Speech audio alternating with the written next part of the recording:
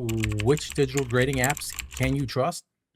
Let's find out together. We've all seen different content creators using different digital grading apps to try to figure out what score they're going to get back from companies like PSA, Beckett, or Tag. And if you're like me, you've probably wondered, are these apps accurate? Are some of them worth the cost? Well, I'm going to find out, and here's how. I'm going to be grading the same cards across 5 to 6 different digital grading apps, taking those cards, sending them into Tag to get graded, and once they come back, we're going to review the results, and we're going to see which apps were close and which ones were way off. For this video, we're going to go through a how-to for each app, the pros and cons, and the cost of each app. So make sure you guys follow to come back and see part 2 once we get the slabs back from Tag, and we can actually do a comparison of our scores versus what Tag actually gave us. Now, the first app probably going to look the most familiar. It's Digital Grading Company, and there's a lot of content creators that are sponsored by them, and I get why. It probably has the best user experience and UI of all the apps I've used so far, but it's also the most costly. So hopefully once we get the results back, we'll also see if it's the most accurate or not. As of right now, we don't really know. Now, all the apps function pretty similar. When you open them up, for the most part, you're going to be taking a picture of the front and of the back of the cards. Now, the nice thing with Digital Grading Company is there's two things that stood out to me. One is that it's also a card library and collection library. So if you want to use that to track your collection, you can. I'm not using that. I like to use Rare Candy instead, but you can use this for grading and for basically keeping track of your collection, which is nice. The second thing that this app offers that some other apps didn't offer was a built-in level. So that way you can get a flat picture of the card so it can be as accurate as possible. Now, another nice feature of the app are the 4 grading models it has. First is its deep grade model. That one can take 1 to 4 hours roughly to get a grade back, but they give you a lot of good details. The second is just a centering tool, so if you're only concerned about centering of your card, you can use that. And the last two are their instant results. Now they have one which is a little bit more basic, but 30 seconds, you can get results, you can get a grade back. And then they have their instant pro model. On this one, same thing, 30 seconds, and you get very detailed results back. So that's a great model to use, especially if you have a lot of cards to grade. Now, there aren't that many cons of the app that I can think of without getting very nitpicky. The only one I can think of is just some extra features that I personally don't find useful. For example, minting my score to a blockchain. For me, that's a little extra, and if I can get rid of those buttons, I can clear up the UI, I would take it.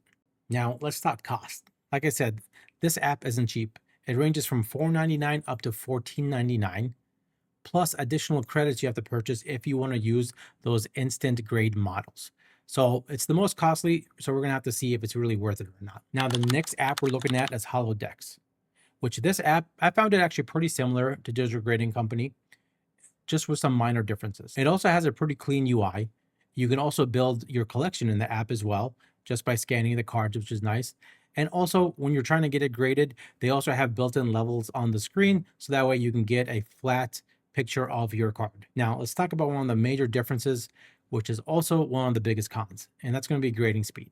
So unlike Digital Grading Company, you don't get 4 options for how to grade your card. There's one, and it can take over 20 minutes for one individual card, and you can have 5 cards in a queue, and that's it. So if you can imagine, if you have a whole deck of cards you're trying to send in and get graded, it's going to take you a while. Now, with that being said, it's still a lot more cost effective than Digital Grading Company. Holodex basically starts at $5 a week, or can work up to $50 a year. So depending on how you want to pay for it, it still comes up to be a lot cheaper than Digital Grading Company, except it's just going to take you a lot longer to grade a bunch of cards. Now, this third app is SlabSavvy. Now, SlabSavvy honestly doesn't really offer that much more than any other app out there, and it's probably one of the more basic ones. So I didn't really find it that impressive, but I still wanted to go through it and give it a shot. Now, even though it's a simple app, there are still some pros to it. You still get detailed reports like you do with some of the other apps. And one thing that I found pretty nice is that you do get the ability to crop your images. So you don't have to be as accurate when you're trying to take the image and fit it within a small box. And then regarding cons, I mean, the app's pretty simple. So it doesn't really have much. You can't do any collections. That was, again, nice to have in some of the other apps. There's no additional digital grading models. And also, I kind of dinged it for this. I did get the lowest scores on SlabSavvy than I did from any other grading app.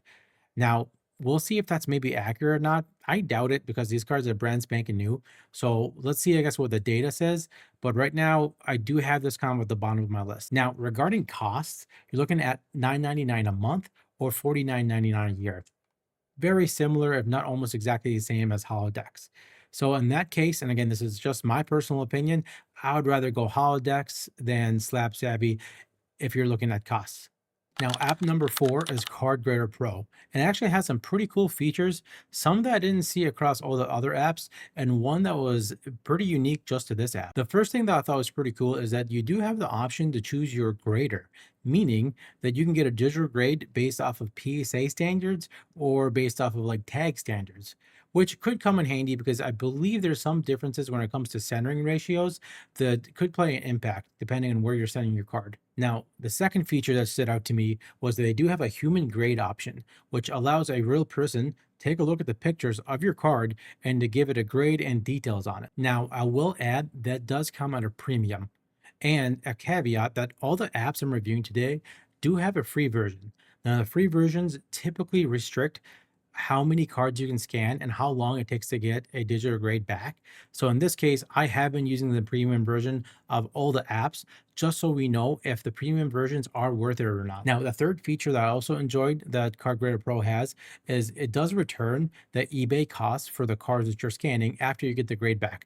I thought that was pretty cool. So if you're interested in what the worth of the card was, you can kind of see it around the screen as soon as you get your grade. In terms of cost, we're looking at $5 a month or $50 for the whole year. So pretty similar to a couple other apps we've seen so far, except for Digital Grading Company. Now the fifth app is Binder AI. And I was actually surprised about the number of features it has and how comparable it is to some of the other apps, even some of the ones I graded a little bit higher. But it still comes with some cons, so I'm gonna go through both real quick.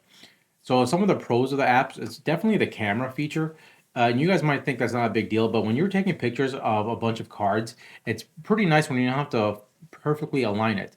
The Binder AI app essentially auto crops all the images for you. So it's a quick image of the front, quick image of the back of the card, and then basically you're done. And finally, it does give you a plethora of different AI grading models and advanced settings. And now that could be a good thing or a bad thing. So let me get into that real quick. Now, the third thing that was pretty nice about this app is the amount of settings you get with it. So it did remind me of a couple other apps. So they do have a fast grading model. So if you want to grade quick and fast, that's the option for you. And they also have a detailed kind of deep model as well that takes a little bit longer, but it's supposed to be more accurate. They let you choose what type of image quality that you've uploaded and also the standards for centering.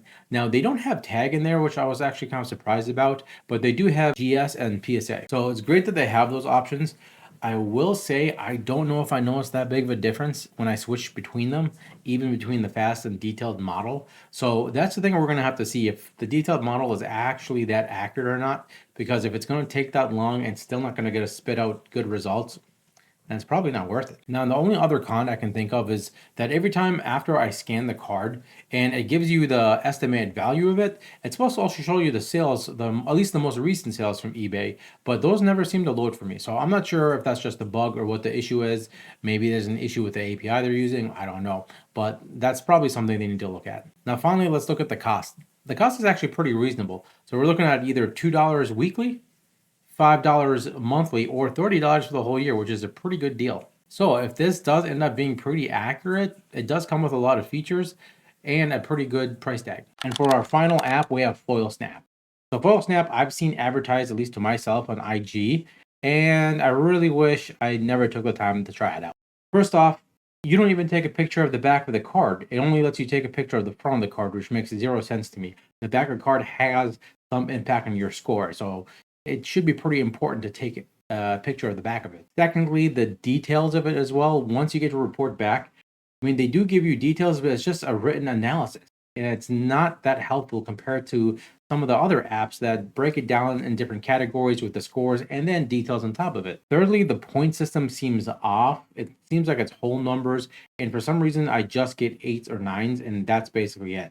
I've seen nothing else come across the app, so I don't think it's really that robust at all. So it's just way too simple of an app. It doesn't have that many features, and personally, I don't think it's worth it. Let's see, I guess, what comes back for the cards that I did use and grade it with Foil Snap, but I'm not very optimistic. Now, looking at cost, it is on the cheap side anyways if you want to use it. There's a weekly plan, so you could turn it on and off if you really wanted to. It costs $4 for the week, or you can subscribe yearly for $40. All right, guys. Well, that's it. That's all 6 apps that we're going to be reviewing. So just kind of a recap of what's coming up next. I'm taking all the cards and I'm going to be sending them into tag.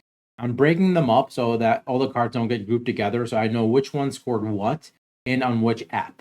So by the time I get them back, I'll know exactly what I got from each app and then what tag ended up grading them. So again, if you're interested in those details, please follow for part 2. Whenever I get those cards back, I'm going to be posting them.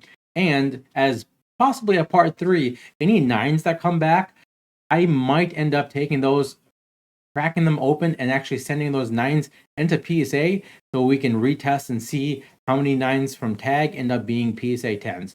I know some content creators already tried that. I'll tag some of the ones that I know of down below so they get some credit for it. But I think that also will be another cool experiment. We should just add more data to it. So thanks for the time, guys. Follow along. Don't forget, all the data is free. I'm going to have it in the spreadsheet in my bio. And if you got any questions, just leave them down in the comments below. Peace.